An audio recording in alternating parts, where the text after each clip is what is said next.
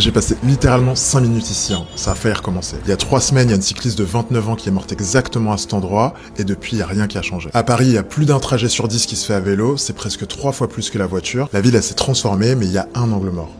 Littéralement. On est sur le boulevard Malesherbes en octobre 2024, lui c'est Paul Vary, il a 27 ans, et il est en train de rouler sur cette piste cyclable, et il y a un SUV qui roule juste derrière lui sur la même piste pendant 200 mètres. Les voitures qui montent sur la piste cyclable pour éviter les bouchons, ça arrive tous les jours. Au feu rouge, grosse altercation, le conducteur il décide de lui rouler dessus, Paul il meurt sur le coup, et le conducteur il va en prison. Si ce séparateur il faisait plus de 15 cm, que c'était une vraie bordure, ben il y a aucune voiture qui aurait pu monter sur cette piste cyclable. Alors la mort de Paul, elle a poussé les associations à compter le nombre de carrefours dangereux dans Paris. Il y en a 200 qui sont particulièrement dangereux, mais il y en a plus de 1000 qui mériteraient d'être aménagés. On est sur le boulevard Diderot, à l'angle de la rue de Reuilly, le 27 janvier 2026. Il est 7h15 du matin. T'as un camion qui cherche à tourner à droite, sauf qu'à cet endroit-là, t'as un cycliste. Angle mort, le chauffeur l'a jamais vu. Aux Pays-Bas, ils ont ce qu'on appelle un feu à la hollandaise, c'est-à-dire que quand un camion, il a le vert pour tourner à droite, ben les vélos, eux, ils sont au rouge. Les deux, ils passent jamais en même temps. On est sur le boulevard Magenta, devant le Luxor, le 19 février 2026. Et t'as une cycliste de 29 ans sur un vélo de location. Il y a un camion de chantier qui tourne à droite, angle mort, il l'a pas vu. En fait, là, la piste cyclable, elle est sur le trottoir. La cycliste, elle est même pas sur la route. Et au moment où le camion tourne, ben, elle est invisible. Ça, c'est ce que j'ai filmé en venant passer 5 minutes ici. On est 3 semaines après sa mort au même carrefour. Depuis octobre 2025, t'as 5 cyclistes qui sont morts exactement de la même façon à Paris. Un camion, un virage à droite et un angle mort. Dans quelques jours, c'est les municipales. Là, tous les candidats, ils disent qu'ils adorent le vélo. Mais moi, ma question, c'est qui est-ce qui va faire bouger les choses? Alors, t'as des assos comme Clean Cities,